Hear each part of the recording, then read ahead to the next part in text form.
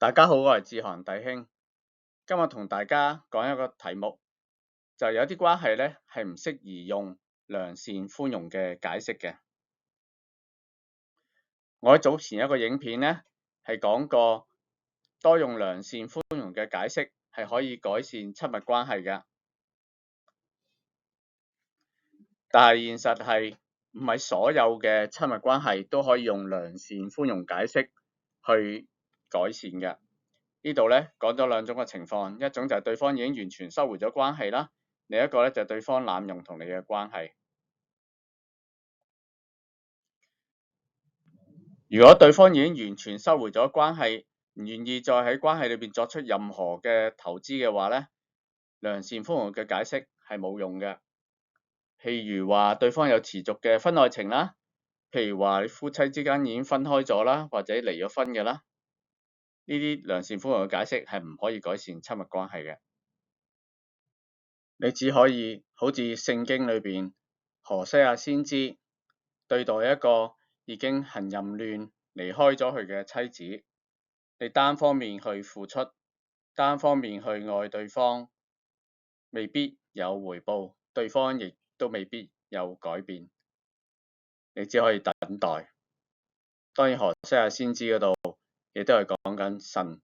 對行淫亂嘅以色列人嘅態度啦。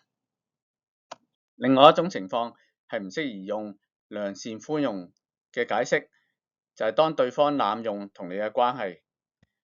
譬如話對方為咗金錢啊、為咗性啊或者其他利益利用你啦、剝削你啦，又譬如話個關係裏邊含有一啲虐待嘅成分啦、暴力虐待啦、控制你啦、恐嚇你啦咁啦。舉一啲例子啊，譬如對於一啲戀人或者對於一啲夫婦，網上嘅情緣，尤其是你比較有錢啲嘅，呃錢啊、呃感情，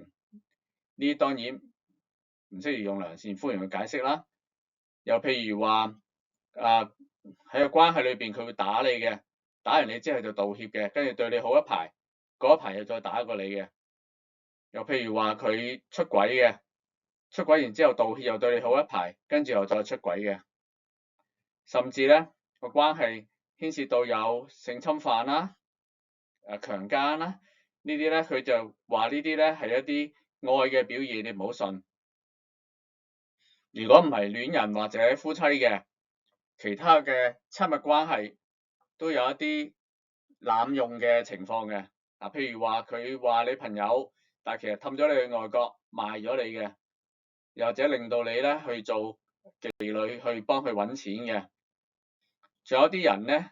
係呃你錢嘅，譬如話成日同你買保險啊，買各樣嘅產品啊，甚至咧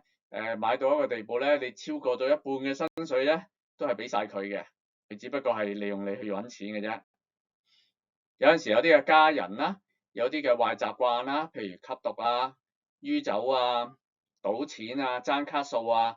咁你成日要咧同佢還嗰啲錢嘅。佢又應承你呢個係最後一次㗎啦，我又會咧即係改呢個壞習慣㗎啦。但係到最後翻轉頭又係咁樣，重複又重複，要你幫佢還完又還，還完又還，無底嘅深潭嚟㗎。又或者咧，你係你嘅上司不斷咁要求你咧為工作更多嘅付出尤其是你喺度即係希望升職嘅話啦，而罔顧你嘅個人需要啊、家庭需要啦，咁呢啲咧都係含有啲剝削性嘅親密關係咧，其實咧係唔適宜用良善寬容嘅解釋嘅。如果對方係濫用同你嘅關係嘅話，處理啲關係嘅重點就唔係用良善寬容嘅解釋，而係要定下明確嘅界限啦，保障自己嘅利益啦，照顧自己嘅需要啦，調教自己對關係嘅期望啦，適當嘅保持距離或者遠離對方啦，甚至咧係終止關係嘅。其他有啲有關嘅影片，多謝大家。